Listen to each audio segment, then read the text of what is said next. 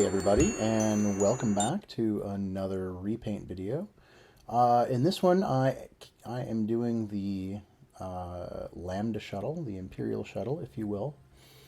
And I'm going to get straight to it. So first up, we are going to just be doing black base coat straight over the existing paint. I know that I've gotten some questions in the past about this, and some of my early repaints, I was stripping the paint off, and I think it was after the Millennium Falcon disaster that I decided that it just wasn't worth the effort, especially on these larger ships.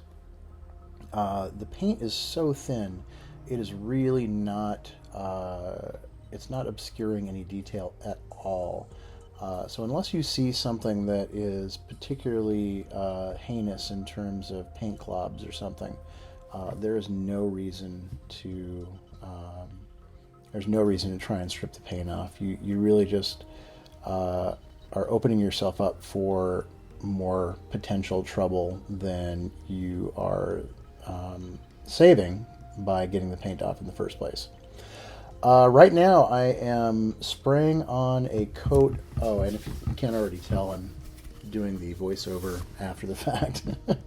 I'm doing a coat of just Game Air black. It's just straight up black.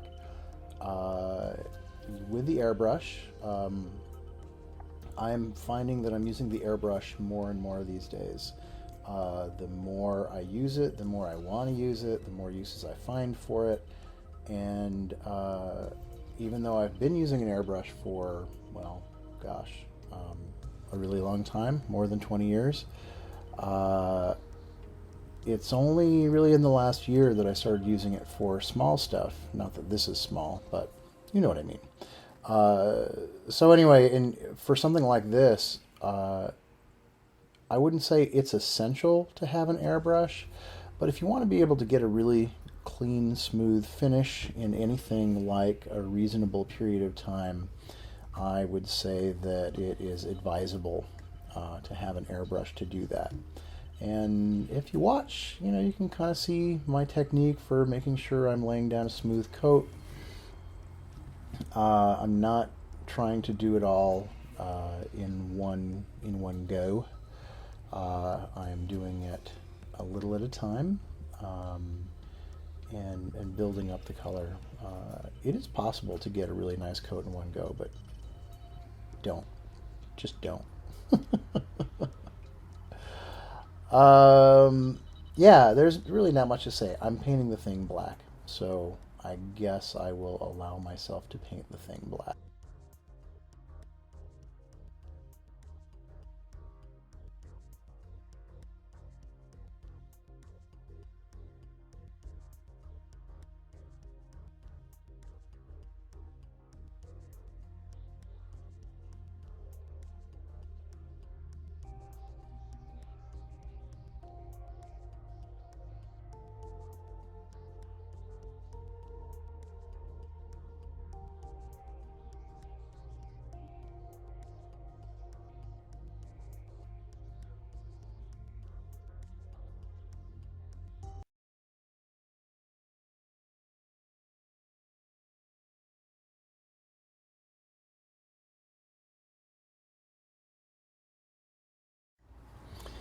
All right, here I'm getting ready to do my first panel detail pass.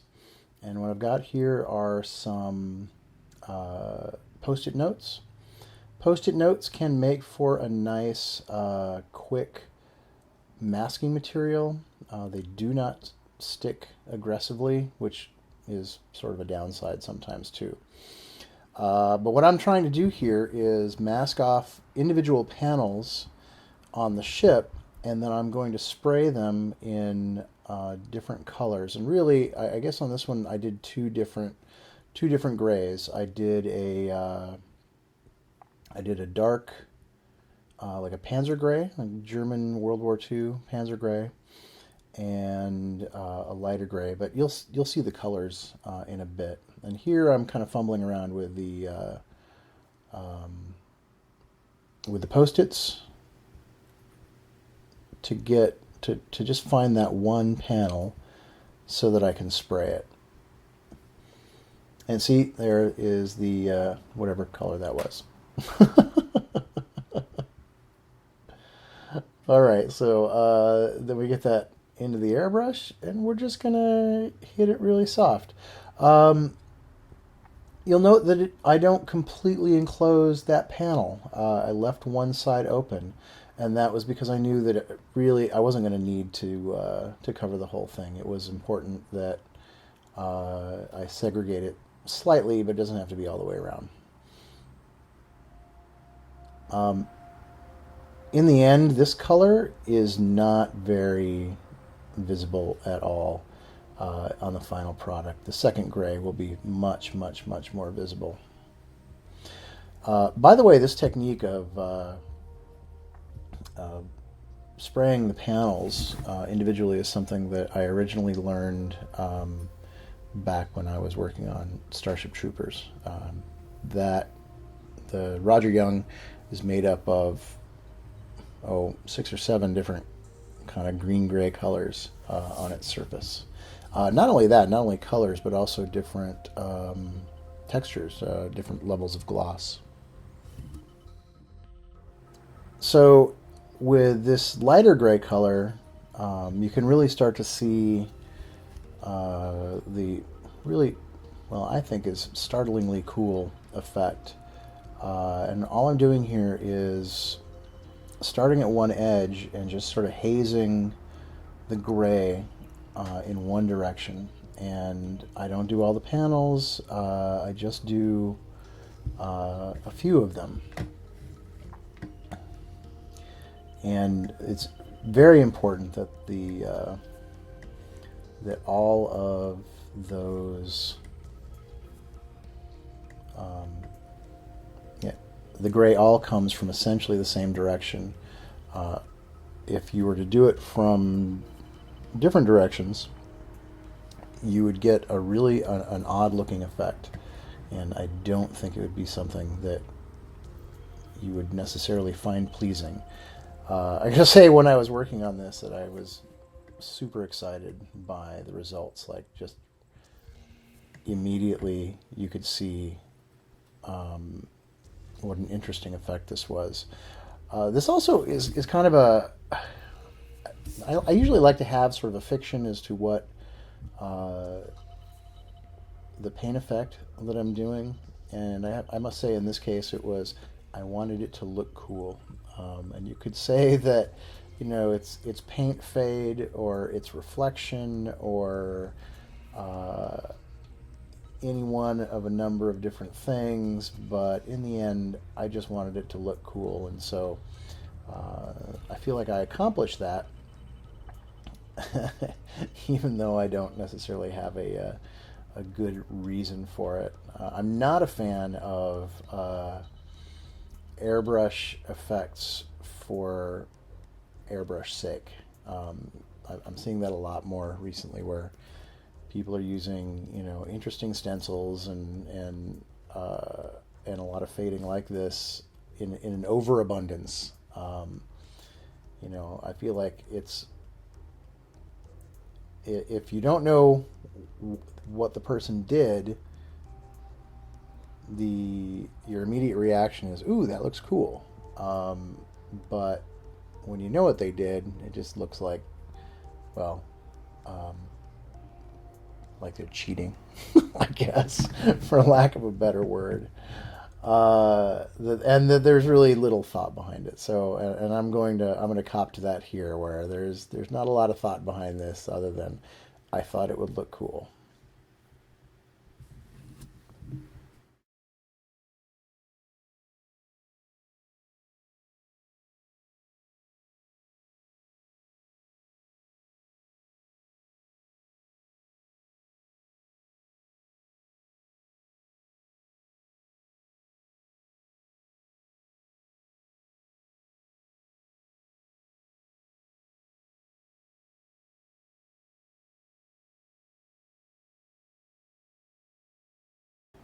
All right, I apologize for the quality of this video. I'm not sure exactly what happened here, but what I'm showing you is my silhouette portrait, which is a cutting machine.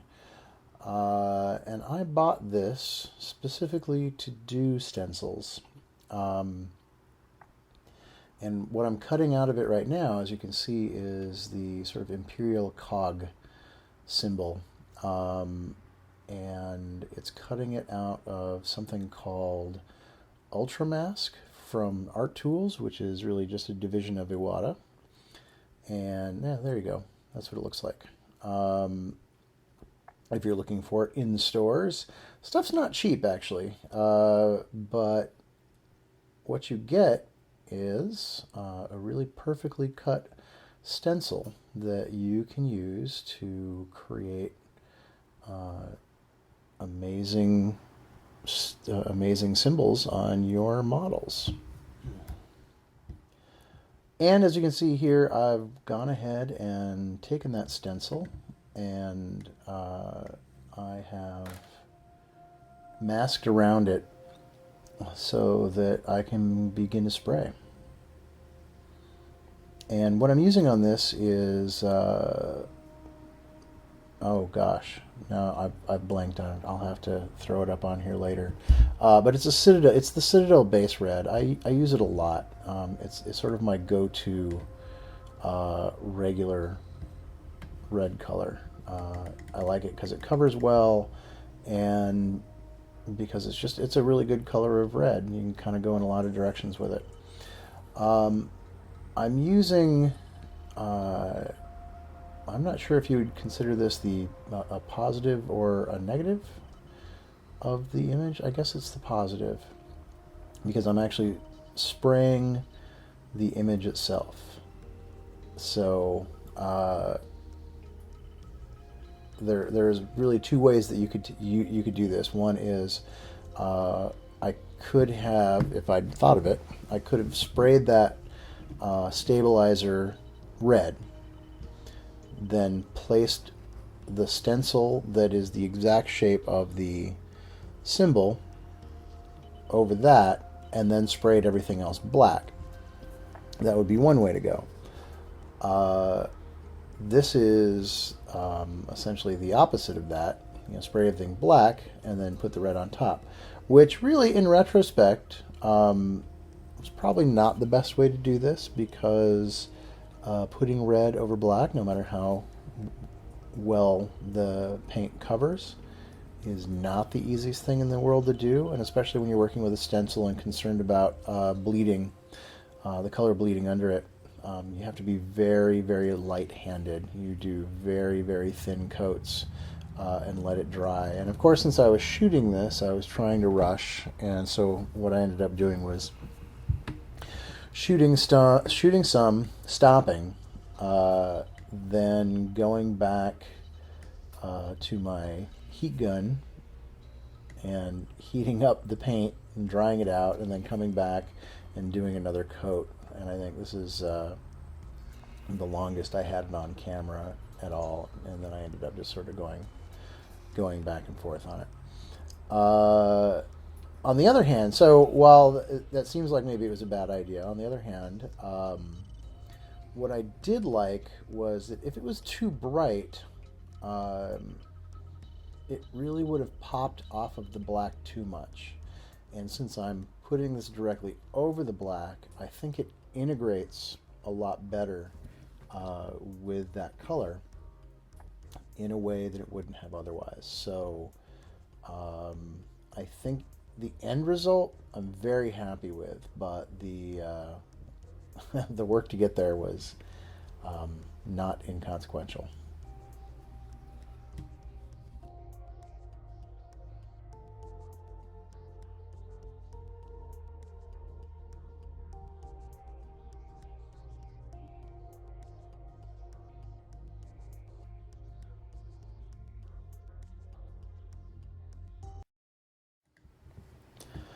Okay, you can kind of see how the symbol turned out there, and right now I've marked off the wingtips for the same treatment.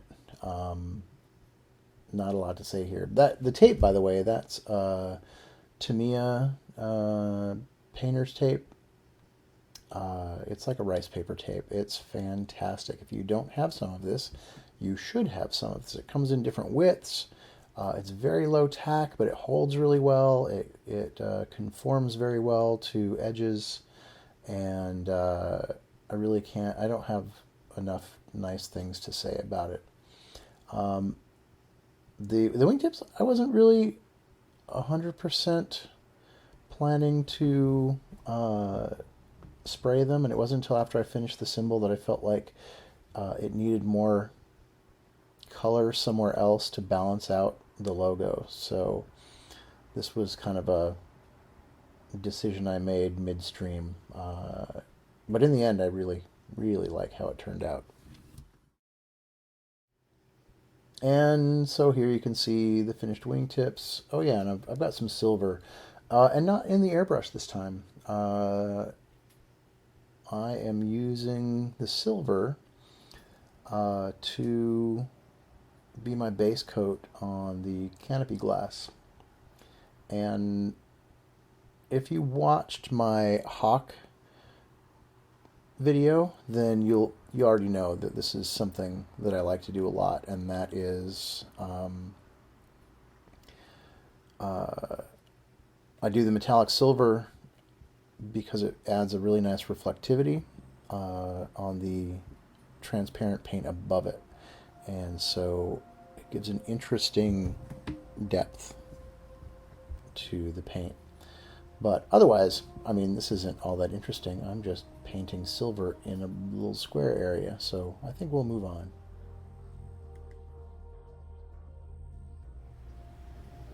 Okay, so once I finished up with the Canopy Glass, sorry about getting that out of frame, flipped the thing over and realized, you know what I could also use this silver for is some little highlights, some wear, and just picking out some details. There's some pipes or tubes or something in this little recess, and I'm just picking them out with the color. I mean, the truth of the matter is that you're never going to look under this thing.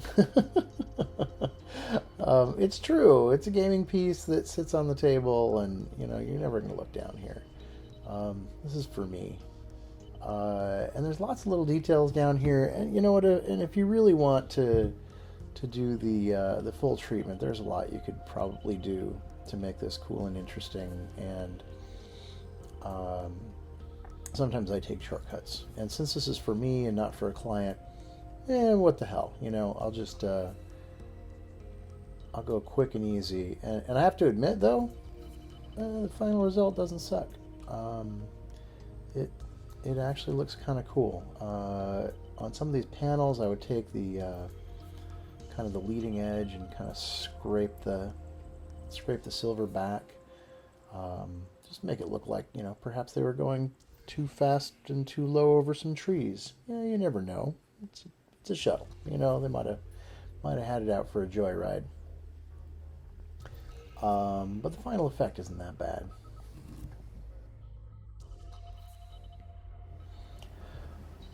So with the silver bits finished up, I realized it was time to go in and just pick out some of the other little details. There's some tiny little patterns and other little bits on the wings and in other places that I took the cold gray that was the second black highlight that I used, and I just touched these little bits, and it adds some visual detail. It kind of breaks up those big flat panels a bit, and adds you know, just makes it look a little better, you know, a little less flat. And really, when you're doing something that's just so black and so otherwise very monotone, you kind of have to break up those surfaces with something. And this is how I chose to do that.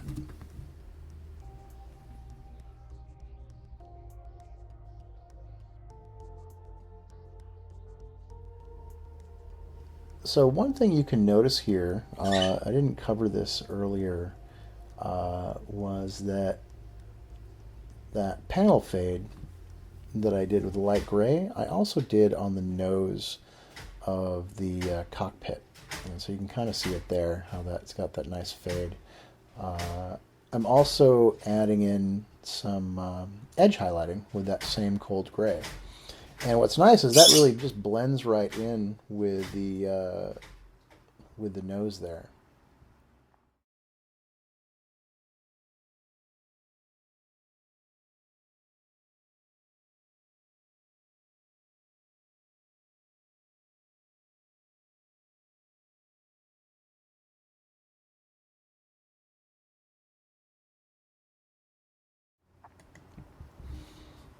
And there you can see the results of the additional highlights.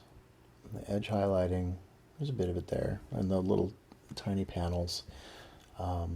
It's nice, just, again, visual interest. I think it helps a lot.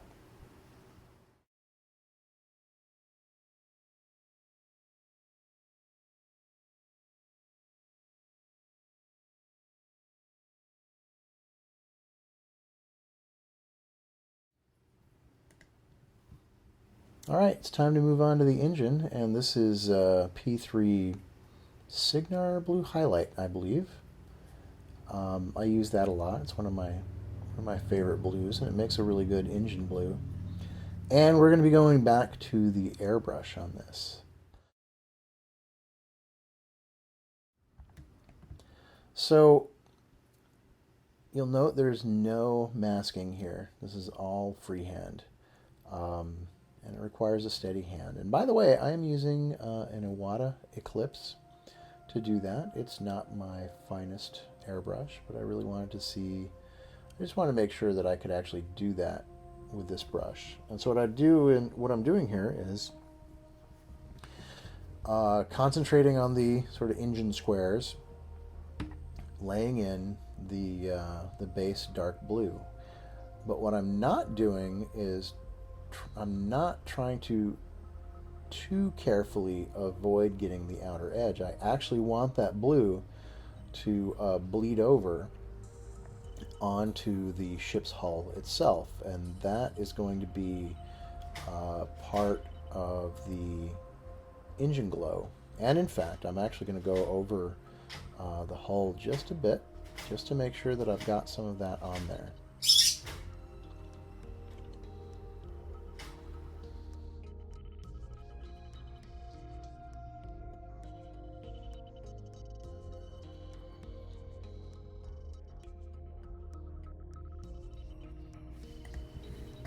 All right, so now I'm just taking some white and adding it to that blue to add a lighter shade.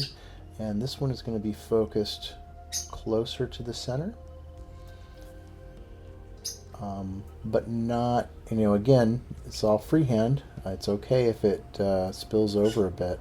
What I really want to do is just make sure that it is most heavily concentrated towards the center, so that the color gets darker as it goes out farther towards the edge, and that's how you get your glow effect.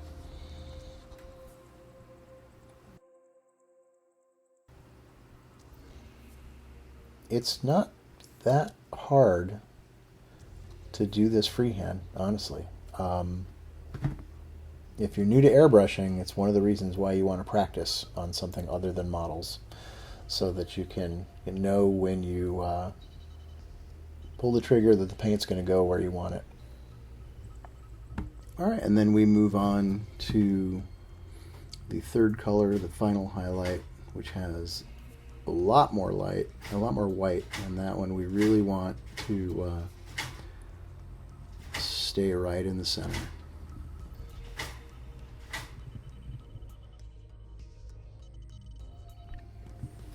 All right, so the final thing I'm going to do here is put the color on the cockpit window, and this is blue Ghost Tint from Minotaur, which is the Badger paint line.